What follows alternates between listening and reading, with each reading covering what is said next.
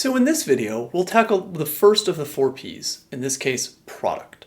As a reminder, a product is really whatever we define it to be. It's the thing we actually choose to sell to consumers. And there's a number of ways to think about this, with one framework that I find particularly useful. The framework is called the 5 levels of a product, and this has been coined by the professor Phil Kotler. The idea is you can construe a product starting from its core benefits in the center all the way up to the potential that that product has at the outside. So let me go through each of these rings one at a time, and then I'll provide you some examples so you could really understand what this means. So to begin with, we have the core benefit.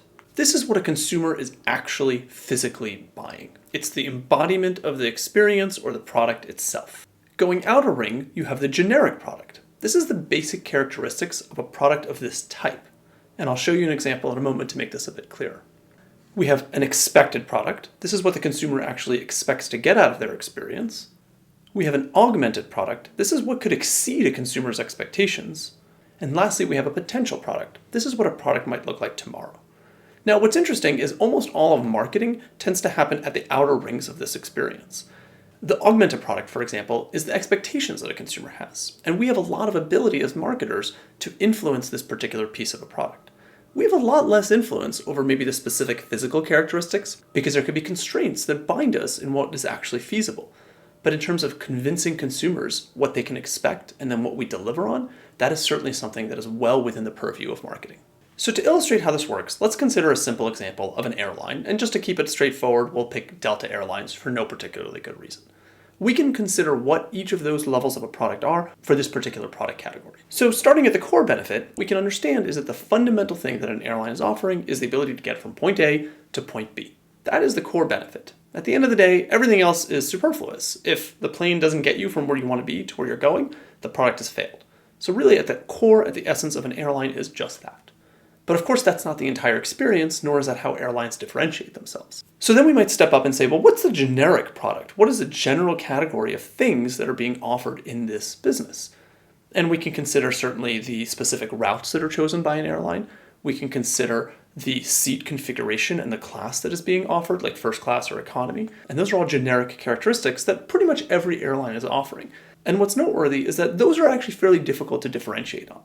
Yes, you can have a fancier business class than another airline does, but at the end of the day, most people are going to select into a class or they're going to select into a route, which is a combination of an origin and destination. And so those aren't really where marketing can do a whole lot of work, but they are certainly relevant to understanding what a product actually is. Moving up the hierarchy, we start understanding what consumers might expect out of this experience, and that is not a stable idea. That is a moving target over time. So for example, it's the case that you might expect a certain amount of legroom in a particular economy seat. Well, if you know anything about airlines, you know that as time has progressed, the space that you have in terms of legroom has shrunk and expectations have changed. But as long as whatever is provided meets or exceeds the expectations of consumers, well, then that is a successful product offering and consumers should be relatively satisfied with that. And these days, expectations are shifting in other domains. So for example, in-flight entertainment used to be this really boring little screen that everybody has to watch at the exact same time in the middle of an aisle. Well, now, of course, that's not true anymore. Almost all, at least domestic airlines, have some form of personalized in-flight entertainment, be it on a screen that you have right in front of you, or now often it's just on your own personal digital device. What we still don't have, though, is the expectation of, for example, free Wi-Fi on an airplane. In other industries, that has changed. When you go to a hotel these days, free Wi-Fi is absolutely expected, and if that's not delivered, the product fails. That wasn't true some time ago, and I anticipate that in the airline industry, we're going to see that shift as well. Right now, Wi-Fi is available on just about every flight, but you have to pay for it. I suspect that very soon, we're going to see airlines start moving towards free Wi-Fi, and what will happen is one airline will offer this as a perk, it'll attract some customers, and then everybody else will follow. And that will change the set of expectations that consumers have, such that they really demand this for an experience of flying. Moving beyond this, we start thinking about where marketing can really take hold. It's what can we do above and beyond those expectations in the augmented category to really set us apart. And this is where we can think about things like meals on airplanes. Most of us have a conception of meals that are incredibly bland, uninteresting, and really just there to kind of fill you up and nothing else. And if that's the expectation you have, but then an airline actually delivers on a high quality meal, they have gone beyond those expectations. And it is that place where they can actually wow consumers and potentially get them back flying with them on future dates. And we can start thinking about all these other perks that airlines are offering. For example, access to airline lounges, higher quality seats in terms of cushions or maybe headrests, personalized greetings when you check in. Very often when I scan my boarding pass to get on a plane, they won't just say, here you go. They'll actually use my name and say, welcome aboard. And that little personalized touch does go above and beyond what you tend to expect, making the experience all that better. And again, this is where marketing can have a strong influence. At the end of the day, marketing isn't likely to change the route of an airplane. I mean, it's possible, but that's a long shot. But marketing certainly can work on all these ancillary components to really elevate the level of this experience. And finally, for product managers, it's very important to be thinking about what's next, the potential product that could exist. What are the new things that they could offer on an airplane to really blow people away? And this is where innovation can really happen and where product managers can use their creativity to move a product forward.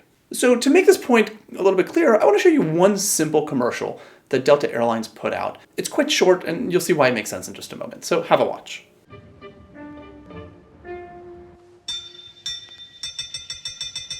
Hi-ho! Hi-ho! Hi-ho! Hi-ho! Hi-ho! Hi-ho! We go to work we go. Hi-ho! Hi-ho! Hi-ho! Hi-ho! Hi-ho! We go to work we go.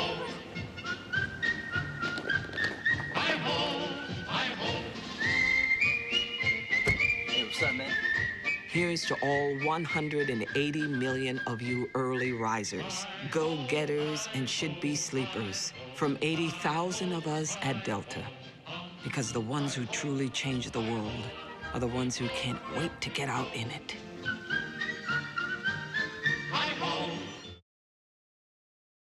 What I find interesting about this particular commercial is that there's no airplane in it, right? They're not selling you the core benefit, which is getting you from point A to point B. They're selling you the general experience and the feeling of being on Delta Airlines and the effort that some of their employees are putting forward. That is a very different proposition than simply give us your money and we'll get you from place A to place B. And so again, marketing often works at the edges of a product as opposed to at its core. And there's a lot that we can do. Now, in the context of products, we also need to be thinking about branding. It's impossible to talk about products without talking about brands. And one definition of a brand you might see is something like this. A brand is a name, a term, sign, symbol, or design, or a combination of these that identifies the maker or seller of a product or service. And that is certainly what firms are trying to do. They're trying to encapsulate their idea in a single representation so that consumers are well understanding of what they're offering. The problem is that is not what a brand is. That is what brand managers put forward. But a brand, in fact, is the feeling or sense that customers have about a product. Brands are defined by perception. So as much as brand managers want to put an idea out there and they try very hard to craft that idea, at the end of the day, the only thing that actually matters is how consumers perceive a brand. And I put this out there to remind you that all the effort that you put into branding is important, but it can be dramatically undermined if there's a mismatch between what you put out and what consumers perceive.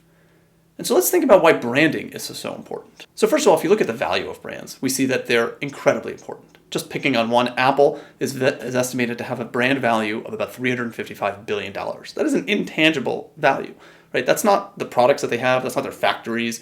That is the idea of Apple is worth nearly, $1/3 trillion. And of course, they're not unique. Many other brands have strong brand value as well. And what brands do is they give consumers a sense of confidence about what they are consuming. When I go to a store and I look at a generic product, let's say in a supermarket, I don't know if that generic product's going to be any good or not. But if I see the same national brand in every supermarket around the country, I know exactly what I'm getting.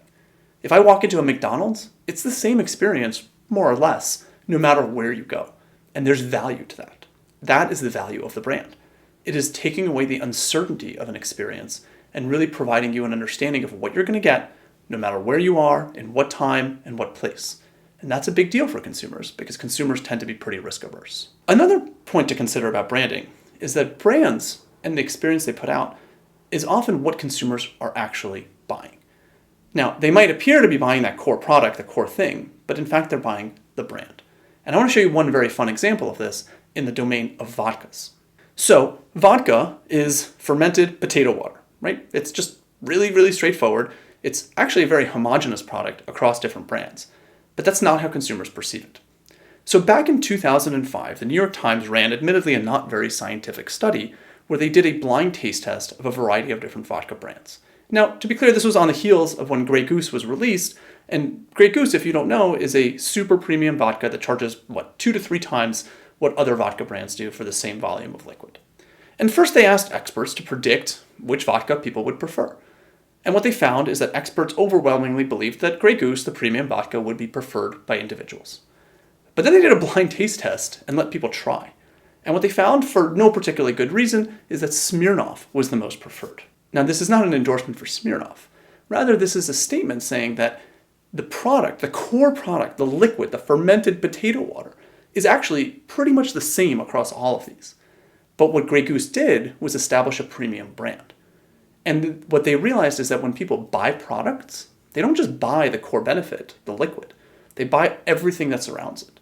So Grey Goose isn't just about vodka. It's about prestige. It's about status. When you signal to other people that you can afford to buy Grey Goose, that says something about yourself. And that could be both an outward signal to others, as well as a signal to yourself that you're that type of person. And Grey Goose is able to charge 2-3 times what their competitors do, not because they have a better liquid. I will challenge any of you to prove that it's a better liquid. It is not. They do so because they understand that consumers buy an entire product experience rather than just the fundamental core benefit that a product might offer. Now, there's a lot more we can say about products, but because this is a refresher course, we're not going to dig too much deeper, and instead we're going to pivot to the next of the 4 Ps in our subsequent video.